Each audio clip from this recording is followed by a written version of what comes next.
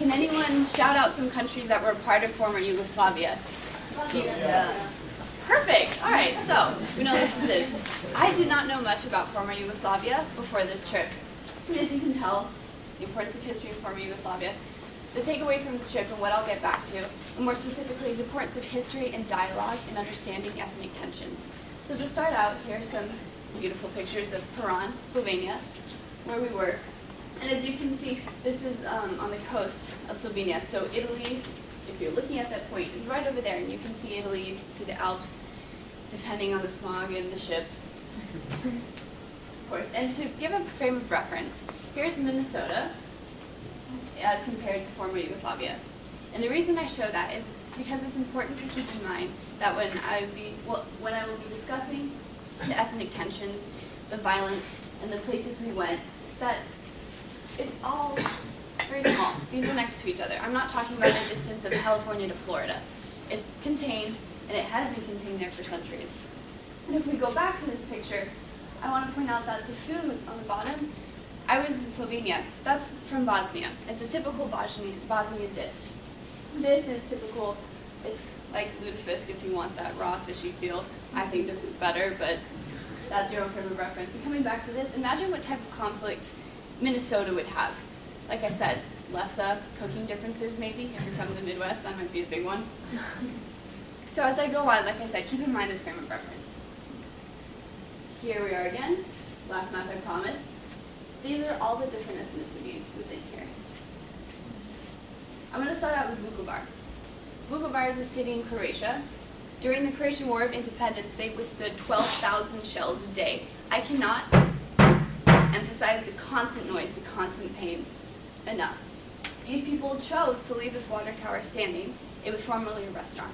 And they chose to leave this as a symbol of, yes, we withstood this, yes, this is pain. And in the city, it is still divided. When people left, they were forced out, they came back. How did the Croatians and Serbians relate? How do you relate to someone who kicked you out of your home? How do you relate to someone who continually bombed you? And here we are. We see even today that this graffiti is a sign of teenagers going out. And these are references of the war and gang symbols and stuff, referring to the violence and triumph committed. And here is where my personal aspect came along. Here's this picture of the bomb building. You'll notice it's at a tilted angle. How do you take a picture of a building that was recently bombed? How do you attack them with flashes of cameras when they've already withstood so much? And so my dilemma through this was, how do you treat this, and where's the line between experiencing as a student of culture and as someone who really wants to understand what happened? Because it wasn't just, oh, let's see how many pictures I can get in my camera. It's how do I understand, and coming from a school in Minnesota where, like I said, the conflict is nothing comparable, how do you get that sense of understanding? So here's Serbia.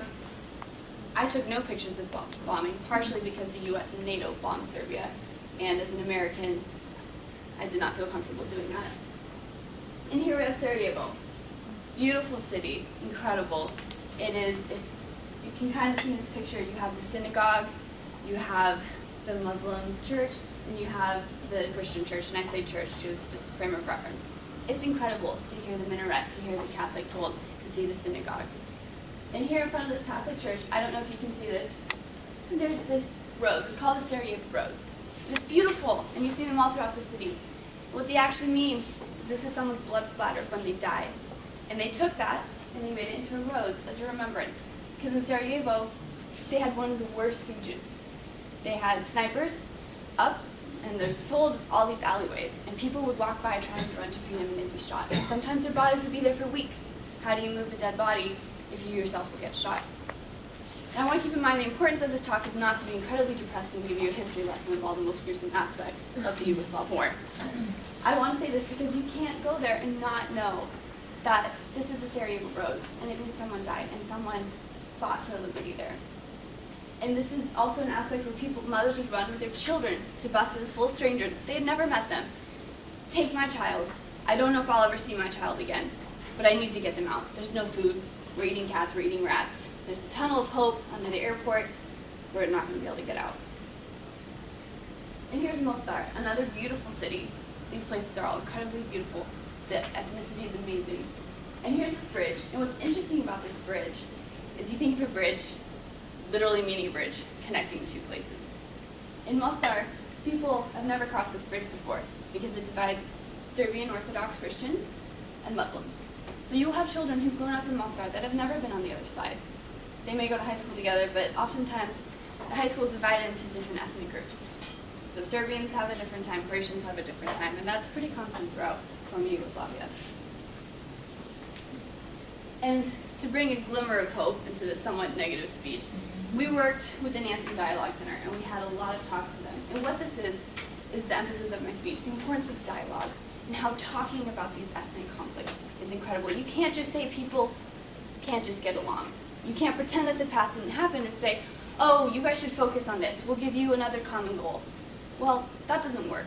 The differences need to be addressed. It needs to be addressed that the Serbians killed many Croatians in terrible atrocities that were similar to World War II. We thought that it ended with Hitler. It hadn't. And that needs to be addressed, but it also needs to be addressed that the Croatians retaliated. And there are retaliations on both sides. And if you don't see that, and that's what the Nansen Center is saying, if you don't see that, you can't move forward. You can't create a structure that completely ignores that. And I think the importance of this for me was realizing that, wow, how do I walk along the street and take pictures of the bombed city? Well, you don't. My way was, how do I walk along the street and talk to the people? How do you bring up, how was it like to be bombed? Don't bring up that. I didn't ask that question. How I framed it was, what is it like talking with Serbians? What is it like living with Muslims? We went to the Sanjak region of Serbia, where it's a very heavy Bosnian influence, and they're heavily discriminated against. In the Serbian media, the Muslims are cast as extremists and backwards rapists, and just this group of people in the Sanjak region, and that's how they're portrayed. If you don't talk about it, if you don't get dialogue going, there was no way that you were going to be able to change the Serbian national media. Serbians need to be aware of what their media is saying, as do the Bosnians, who when they go to the Serbian capital are thrown out because of their last name, which signifies that they're Muslim. So what I learned from this trip, like I said, history is so incredibly important, and I'm not talking just about a guidebook. I'm talking about really understanding the roles and the tensions that went into this. There were a lot, and of course I don't understand every single aspect of former Yugoslavia, not after a month in former Yugoslavia. But I do realize the importance of understanding that there is a culture that is incredibly important to them and that the ethnic tensions need to be discussed in order to move forward. So the role of conversation, for forums like this, where we can come and talk about our experiences, that is essential to being able to create diversity and help sustain ethnicity. So, thank you.